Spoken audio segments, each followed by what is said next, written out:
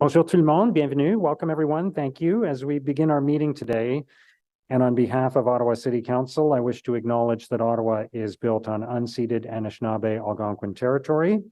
The peoples of the Anishinaabe Algonquin Nation have lived on this territory for millennia. Their culture and presence have nurtured and continue to nurture this land.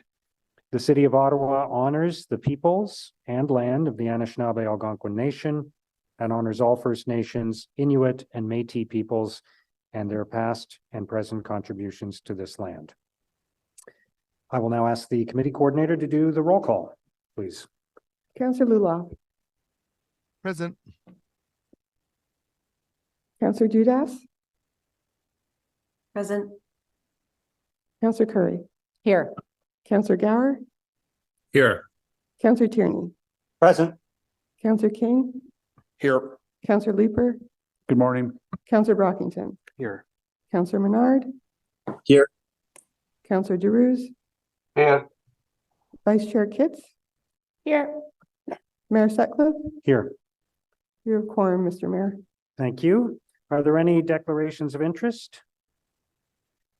All right, confirmation of minutes from the Finance and Corporate Services Committee meeting of September 5th. Are the minutes carried? Item 4 is Finance and Corporate Services Department 4.1 uncollectible taxes under Section 354 of the Municipal Act 2001. Is that carried? Carried.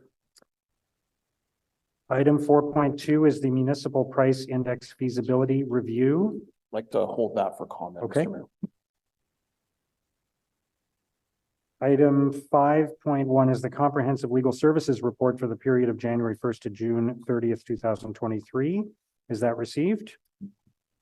Pardon? You have a question for that? Okay.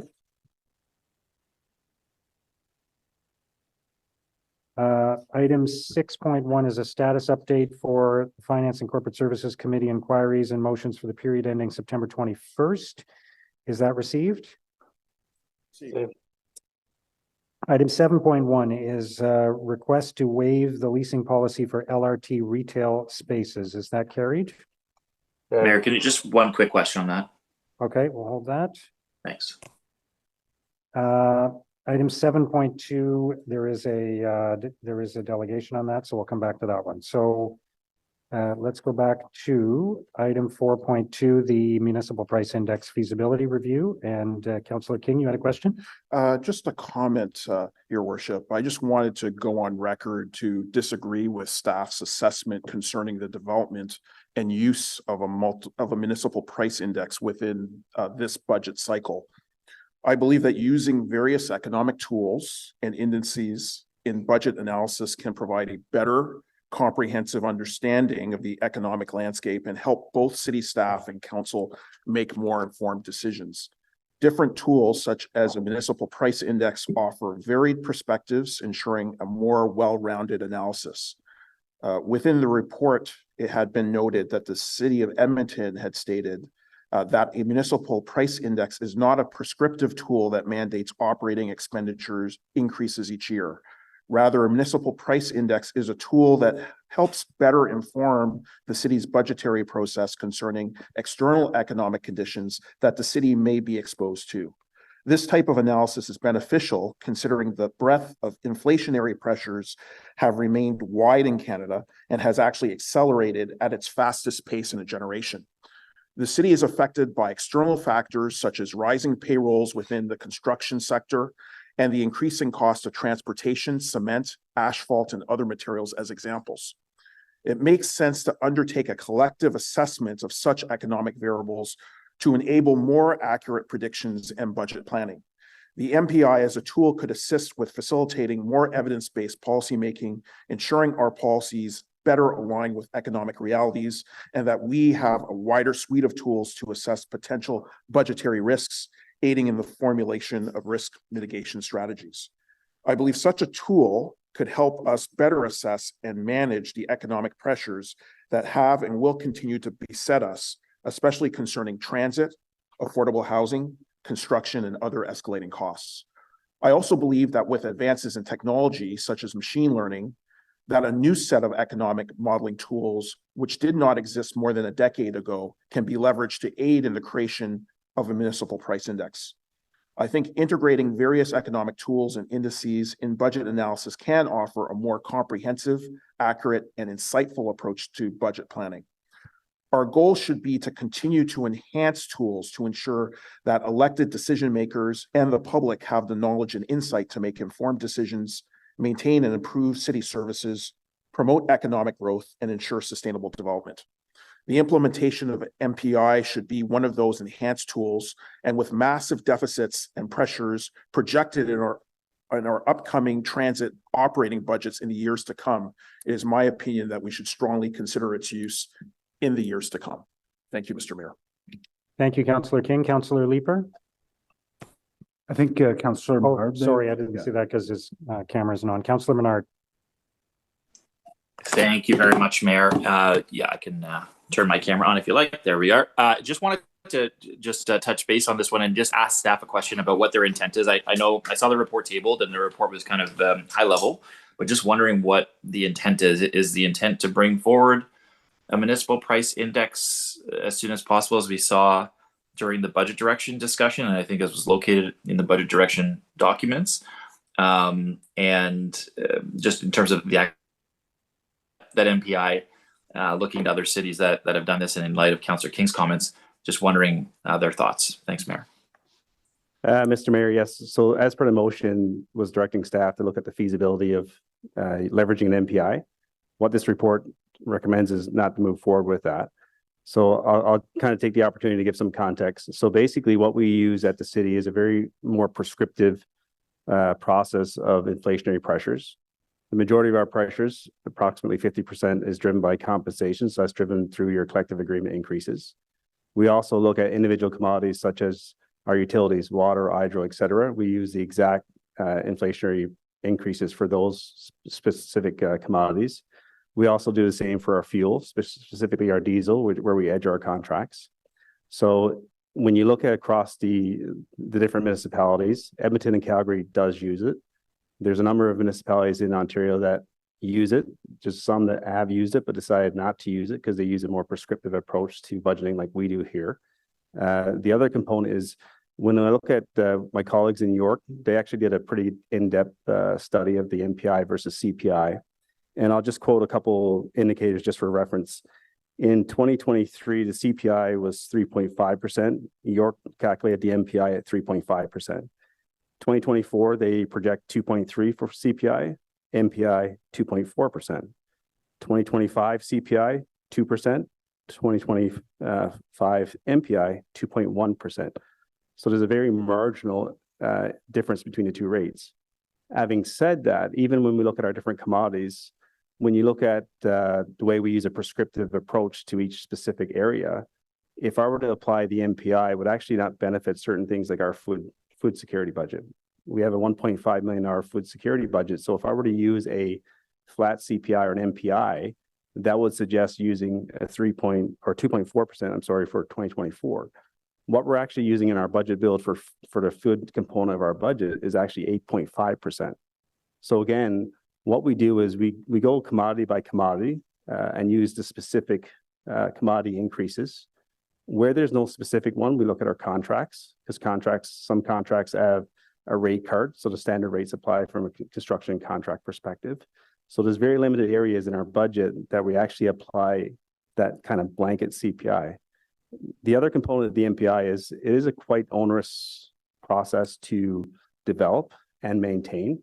So giving the, I'll call it the value for money approach, our prescriptive approach that we follow today is much more fiscally prudent.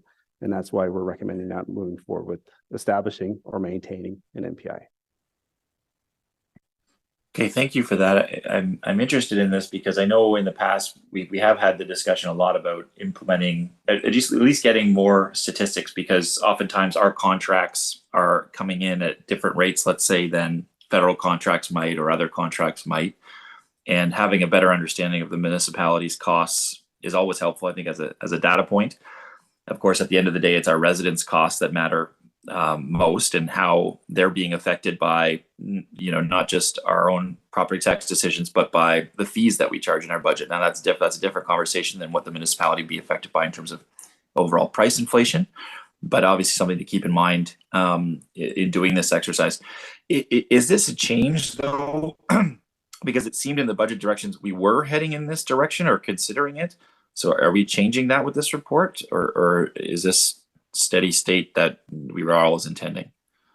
Mr. Mayor, no. So in the directions report, I made the comment that we would be coming back to this committee today with that report. We weren't finished our analysis with respect to moving forward with MPI. At that time of the directions report, I was quite confident that we would be recommending not moving forward, given what I just articulated a few minutes ago in terms of the process we follow. So we didn't state in the directions report that we would be using MPI. Was rather that we would be coming forward today with that final report. Okay, thanks. I'll ponder this some more, Mayor, but appreciate the update from staff and also Councillor King's comments. Thank you.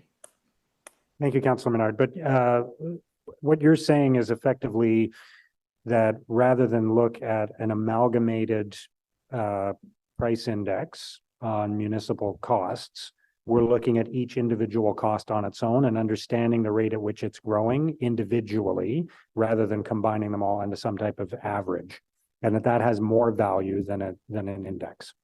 Mr. Mayor, that is correct. Okay, thank you. Councillor Leeper? Thank you, Mayor. And I share my colleagues' disease with not moving ahead with the municipal price index. I think there's value in having a number with an historical record behind it so we can see how it changes. And when we do budget directions each year, which again is a process I would prefer we actually not do, I would like to hear how much the city needs in order to be able to provide the services that people want. We are looking at one number.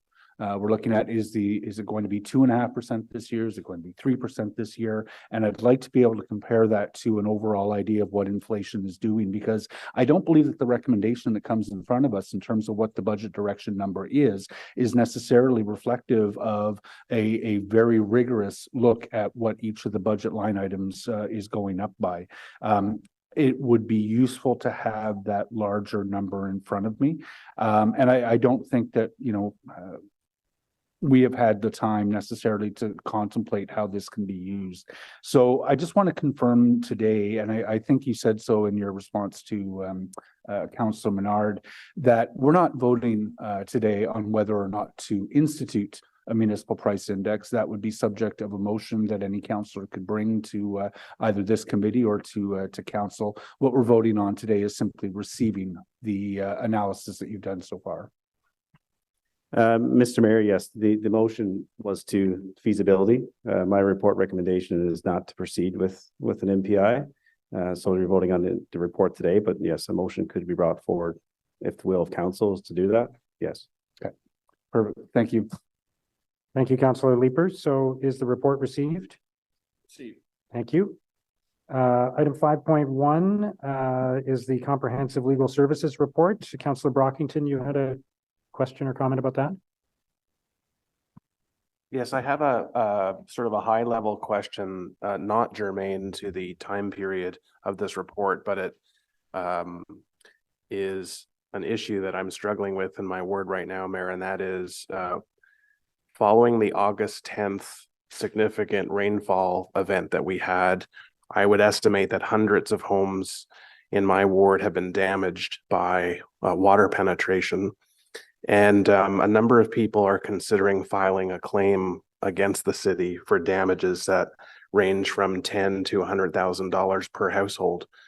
The city has not yet been able to assess and or analyze the state of the infrastructure in these communities, and I believe 5 wards have been impacted. So my question is, when we get this report for Q3 and 4, and there are a number of claims against the city, and the city has not yet been able to, I think it's going to take months, if not even longer, for the city to assess all these streets times 5 wards. How does that get reflected in these types of reports when there's going to be an influx of claims against the city? The city will not have the human power to do the work that needs to be done. How does that get reflected? Thank you. Mayor, as set out in the, and you see this semi-annually in the report notes the number of claims incoming, and it also notes the number of claims that have been concluded, appreciating two things. One, generally speaking, a claimant has up to 2 years to file a claim in respect of an incident that they believe has resulted in loss of to their property or injury to themselves. But also that for those very reasons, the investigation of those claims can take some time. And so you may well see an influx and an increase in the number of claims received. In the event that those are ultimately addressed, you'll see that reflected perhaps in a subsequent report in terms of that you're seeing that influx then kind of dispensed with or addressed through the claims closed process. And not citing any other historical instances, but when we have had a large number of claims filed from a group of individuals, how does the city prepare itself to have enough resources in place to assess those claims in a reasonable time period? Mayor, depending on how the claims arise. So in the event of, for example, claims that arise out of a natural event, we may review it from a legal standpoint, appreciating that municipalities in Ontario and elsewhere benefit from particular protections with respect to what are called nuisance claims. And so it may be that a legal assessment is sufficient. Beyond that, my claims unit relies on the information that's provided by operating departments. So in the context of flooding, the analysis doesn't necessarily look at the specific state of the infrastructure at each residence, but we will look at whether the infrastructure was constructed in accordance with the prevailing standards of the day, and whether it was maintained throughout that period in accordance, again, with the reasonable standards expected of a public authority. And so it's not necessarily an individualized assessment where there are all those kinds of large events that give rise to a significant number of claims, but there may be some decisions and some analysis that can address a lot of them in the aggregate. Okay, thank you for that. Thanks, Mayor, for the leniency in allowing me to ask these questions. This is a very, very challenging matter in my ward right now. I would estimate over 100 homes have been significantly damaged based on the August 10th storm, and people are struggling in addition to insurance claims, which are covering just a minor amount of damage that many of these households have faced, how they go about addressing this matter with the city. So thank you. Thank you, Councillor Brockington. Is the report received? Thank you. Moving to item 7.1, the request to waive the leasing policy for LRT retail spaces. I believe Councillor Menard asked for that to be held. Councillor Menard? Yes, thanks so much, Mr. Mayor. Just a couple of quick questions on this one. And I'll just preface by saying I really like Happy Goat coffee. It is delicious, and it's, you know, one of the best Ottawa coffee chains, certainly. I just want to dig into the policy though, because it's not about whether we like the coffee or not. So I think what we're saying is here, we're going to be giving right of first refusal to this company, and offering also a rent tied to ridership model. Can staff just explain that a little bit more?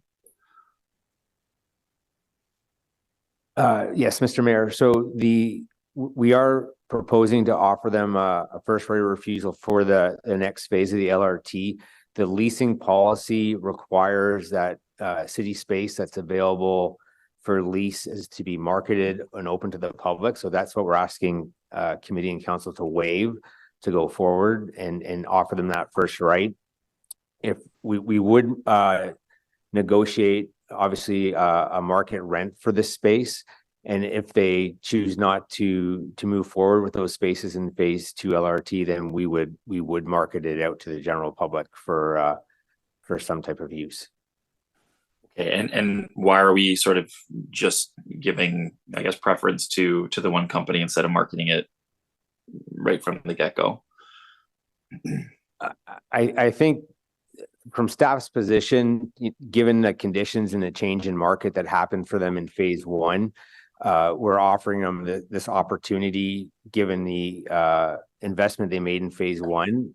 They're looking for an opportunity in phase two to sort of more or less double down on our LRT system. It would also provide uniformity in the stations in terms of the type of services offered. Okay. Yeah. I mean, I guess I'm not arguing against the rent arrangement really. I guess waiving the policy to give right of first refusal on top of, I guess, rent reductions that have taken place just seems like a bit more than I'd be comfortable with. I think, again, Happy Goat is a great coffee chain. But I think it's the principle we're trying to establish here that we go out to tender for these sorts of things. And I don't feel comfortable just waiving that policy. It's not about whether we like the shop or not. So I think, just given that, I'll dissent on the report, Mayor, but hope we can do more of this sort of, outright market-driven potential for competitors here that the city gets the best deal. And I'm not sure this is it. So I just want to mention that.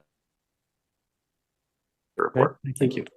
Thank you, Councilor Menard. But I think what you're saying is that because of the unique circumstances of COVID and phase one and the decline in ridership, that we're trying to be flexible here in order to allow them to recoup their losses from phase one effectively. Is that fair to say? That's correct, Mr. Mayor. I would suggest that the market conditions when they won the award were quite different from the market conditions that they've experienced over the last 3 years. Yeah. And going forward. So we're trying to work with our partner here to achieve an outcome that works for everyone. Yes, Mr. Mayor. Thank you. Councillor Brockington? Thanks, Mayor. I remember Mr. Manconi saying the best time to go out and get advertising was at the lowest point of our ridership, which I really struggle to wrap my head around, because Transit Commissioner Caricato wanted much more advertising in our LRT carriages and stations, and we all agree we want more advertising revenue, and Manconi thought the best time to go out was when our ridership levels were at the lowest. And I thought, why don't we just wait until ridership comes up, and then it's more weight that we have on our shoulders to actually get advertisers to come in. So I'm scratching my head here with I understand what Councillor Menard is saying, but I also understand what the mayor's saying. And so my questions will help me understand how I vote. So is it that no one else is interested in taking over these retail spots, or we just haven't gone out post-COVID to the market to ask, is there anyone else who would like to come in? So for phase one, Mr. Mayor, that's an existing lease. And so that would expire in 2025. What's before council or committee today is for the next phase. And yes, we have not gone out to the market. That's why we're asking for committee and council approval to offer them a first right of refusal. Now we will negotiate a market rent. So when the time comes, when the spaces are ready and we're going to do a lease, we're not offering any discount on what we get appraised at the market value. So we'll be looking to get true market value, whether it's with Happy Goat or with somebody else if they choose not to move forward. So part of the phase one deal, Happy Goat retain the rights for Tunney's, Herdman, Rideau, and Blair stations. Which stations have Happy Goats in them today? Blair has a location and then Rideau has location, but we're closing down the Rideau location. It just wasn't performing. So is that space going to be reserved for future retail, someone else, or is OC Transpo going to use that space for another purpose? Mr. Mayor, staff discussions have been around utilizing that space for a ticket office that we currently have located in a retail space. So we'd be looking maybe to try and collapse that lease and locate the ticket office in the Rideau station. Because part of the direction from the Transit Commission has we want to animate our stations. They are institutional, they are cold, they are not fun places to be in. And one of the directions we've given consistently is we want to see buskers, we want to see retail establishments, we want to see more art. So if Happy Goat can't make it work, and I understand COVID has been significant, so I'm not gonna undermine what's happened there, but how do we know that the public want these retail establishments as opposed to opening it open to other opportunities to make sure that whatever goes in there is going to be successful? You would think a coffee shop would be successful, but we're hearing that only one will remain.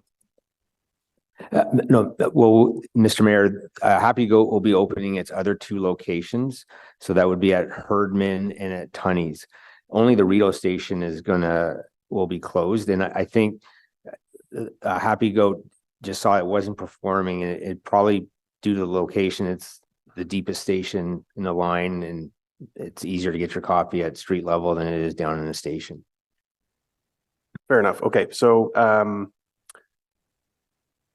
I am going to support the staff recommendation with reservations that I do believe these types of opportunities need to go out to make sure that all parties have equal opportunity. But I do believe that if we have a local retailer who wants to expand and provide this type of service and will pay fair market rent, then I'm willing to support the staff recommendation. Thank you. Thank you, Councillor Brockington. Councillor Leeper.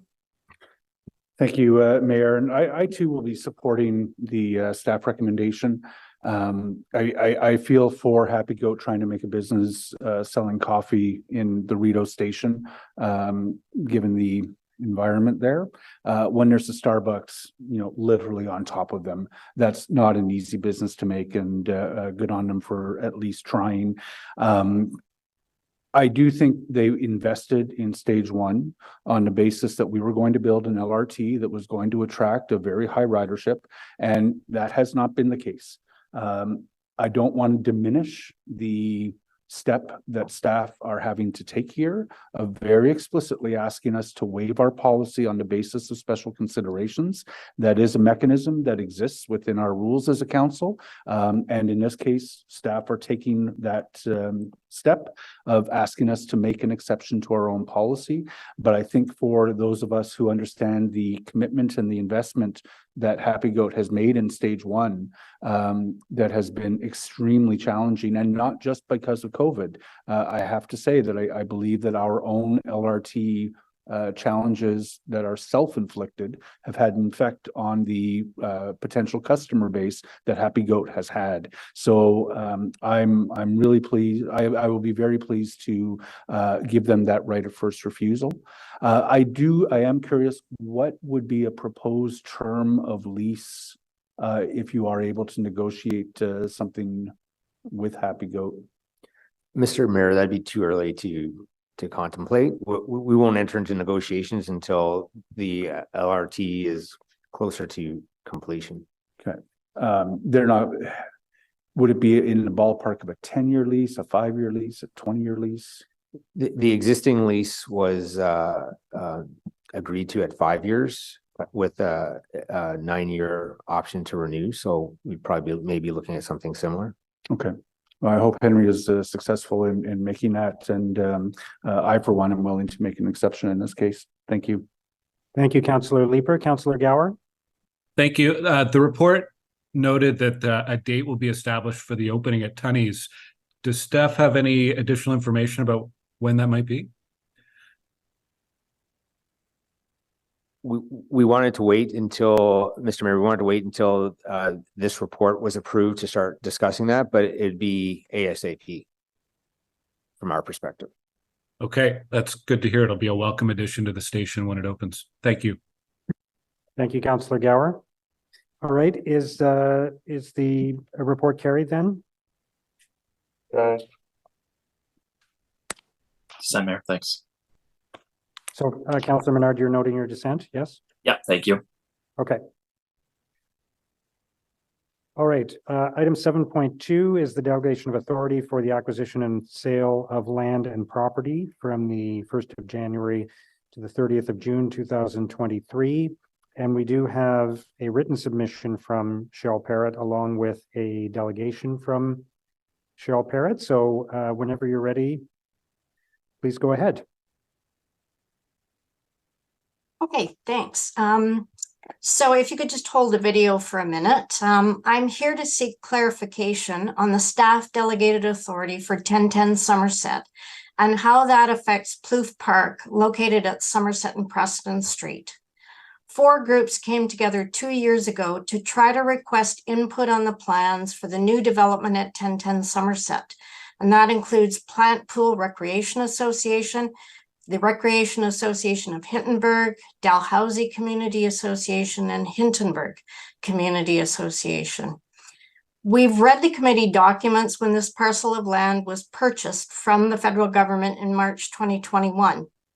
Some community members have been told by staff that the delegated authority on 1010 Somerset also extends to 930 Somerset, which is the Plant Pool Recreation Center, and to Plouffe Park. And that's not in the documentation that we can see. If this is indeed true, then staff would be able to sell off Plouffe Park, as they are suggesting, without a vote at committee and council. And this would set a very dangerous precedent. If it can happen here, it can happen anywhere.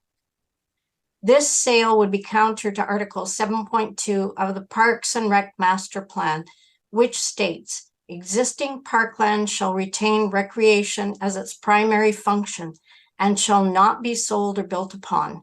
So why is the city contemplating breaking its own rules? The community has continuously used Plouffe Park for over a century, and it's the only large park in a wide area and in an area that has the lowest ratio of parks to population. We're only a quarter of the OP target. Mayor Sutcliffe, we asked a month ago whether staff delegated authority on 1010 Somerset also applied to the possible sale of Plouffe Park. And we're still waiting for an answer, and that makes us very nervous that this is true. If this decision's been delegated to staff, then please vote to lift delegated authority. This decision will have enormous impacts on all of us and all communities. We support building a new French public school, but not on Plouffe Park. The city originally proposed it on the Gladstone Village, 933 Gladstone, then 1010 Somerset. Now it's switched to Plouffe Park. We believe there are other options that don't pit 2 parts of the community against each other and take away valuable green space. The previous lands that are mentioned, I think, could still be worked on. There's also Bayview Yards. There's a city parking lot at Preston north of the Queensway, all within this area. And we also note the city has just spent a whole whack of money on brand new, very big lights for Plouffe Park, which haven't been even turned on yet. It's still refurbishing the playing field at Plouffe Park, and you'll see a big mound of dirt in the video. The basketball court has just reopened after extensive work, which we think cost around 100 grand. So if the park is sold, then both these areas will be torn up next year. We also understand Plouffe Park is a flood area for the 1 in 100 rain event, with valves that let water into the park to reduce flooding to nearby businesses and residents, and slowly release it as sewer capacity increases. So I was particularly interested in Councillor Brockington's comments in item 5.1. So we need lots of answers. And if you could just play the video, please, and then I have one comment after that.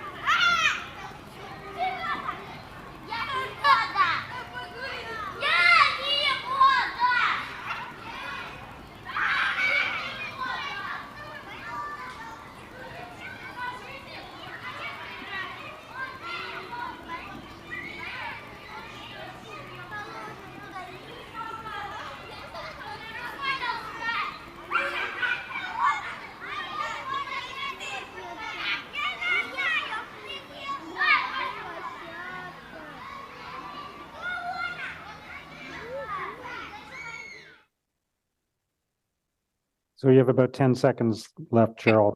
Yeah, Yeah. at one paragraph. So please consider lifting delegated authority from 930 Somerset and ask staff for costing on how much has gone into fixing up Plouffe Park and the basketball court over the last 2 years. And where will the new flood holding area be for those increasing rain events? It's not 1 in 100 now, it's like 1 in 20. And how much will that cost? Thank you. All right. Thank you for your delegation. Councillor Troster. Hi, everybody. I just wanted to say hi to you, Cheryl, and to get a chance to intervene here just to let many know a little bit more about the project. And I see Robin Souchin is on the call. So just so you know, the development at 1010 Somerset / Plant Bath is still out for consultation. We have not held our public consultation, the in-person and virtual meeting yet. That will be happening very soon. Cheryl, I share your concerns about Plouffe Park. The proposal as it stands right now would move the parkland to another part of the site, but the community obviously has a great interest in maintaining this green space. And also there's a serious concern that if a school is built on the site, that there could be a staging area for the construction and the community could lose its only green space for a very long period of time. But I just wanted to let folks know that I'm actively engaged with staff to try to find a solution, and that the consultation process for this site has not been completed yet. And the renderings that were up on Engage Ottawa are by no means final. So, but I wanted to thank you for coming, Cheryl, because I do share your concerns. But we're not at the point where we have anything coming to Planning and Housing Committee yet. I think we can expect to see that in early winter. And I think what we can expect to see to Housing Committee might be very different from what we're seeing. But we have not completed the community engagement process yet. So I just wanted to make. Thank you, Councillor Troster. Councillor Leeper. Okay. All right. We'll thank Cheryl Parrott for her delegation then. Thank you very much. Thank you. And Councillor Leeper, go ahead. Thank you very much. This morning, I think a number of us received an email from Ms. Parrott, who's a Kitchissippi Ward resident. And I guess they haven't heard back from staff with respect to some of their preliminary questions. I don't want to step on Ariel's toes, and I am following her lead with respect to the development of the 1010 Somerset 930, the school. It's a complex piece of Jenga, but I know there is a solution that is forward. But I did put a question to staff this morning, and I'll pose it here. With respect to the assertion that staff have delegated authority to sell any of Plouffe Park without council approval.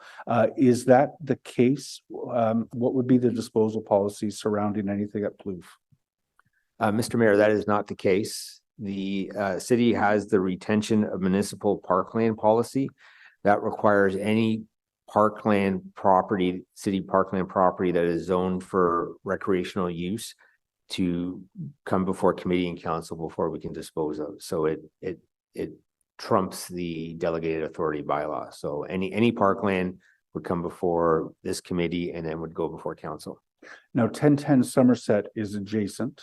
And it is land that we are eyeing for the development of a school, an expanded cultural and recreation hub, et cetera. What would be staff's intention with respect to 1010 Somerset Plouffe Park concept if it did involve the disposal of any lands? Would that come before council? That would come before council. Right now, that area, the 1010 Somerset lands are zoned mixed use. If we were to dispose of those lands, that would come before committee and council because it would exceed delegated authority. Okay. But there aren't any plans to do a massive disposal of those lands. It's part of what Councillor Troster was just speaking of. There's a master plan that's being discussed with community consultation. I think the rumors that are flying in the community are that the city will dispose of land to the school so that the SAPO can build a school without that being a decision that is subject to a council vote. If you are proposing to do, for example, air rights in which you dispose of property rights above grade in order to build a school, would that decision come to council? If the land is zoned for a park use it's coming before council. If the land is owned for some other use and it's under $2 million, it's done in a delegated authority, chances are such air rights would be well above that, and that would come before committee and council, Mr. Mayor. So I guess what I would ask is, are you prepared to make a commitment today that however staff want to proceed with building parkland, an expanded recreation and cultural center, and a school in that geography, that decision will come to council for a decision? Any lands, again, we would be coming before committee and council on any lands associated with the park. The policy requires that. Okay. So for the community, I would just say there is still, to Councillor Troster's point, a significant consultation that is occurring, and that the city is not preparing a backroom deal to sell parkland to the school without that coming in a transparent way to city council. And the decision will be ours to make around this table and the planning committee table and the council table. Thank you. Thank you, Councillor Leeper. So is the report received? Thank you. There are no in-camera items. I'll note the information that was previously distributed on the economic development update. We have one notice of motion for consideration at a subsequent meeting from Councillor Luloff. Councillor Luloff. Thank you, Mr. Mayor. It is quite a lengthy notice of motion. It has been distributed to my colleagues, so I'll save you reading it into the record as it'll be possibly discussed at the next meeting. It's a pretty it's a land swap that would allow for the secondary plan public realm study, public realm elements to be included on this at this important placemaking spot, and would also help us to realize some affordable housing goals as well. So I'll leave it with the committee to take a peek at over the course of the next month. And should staff and the proponent come to an agreement in the meantime, I'll remove this from the order paper. Thank you very much.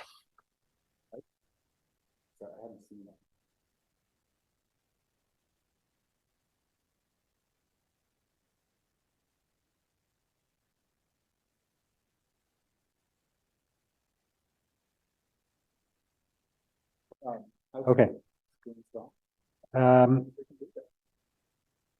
Are there any inquiries? Any other business? Motion to adjourn then till our next meeting on November 7th. Is that carried?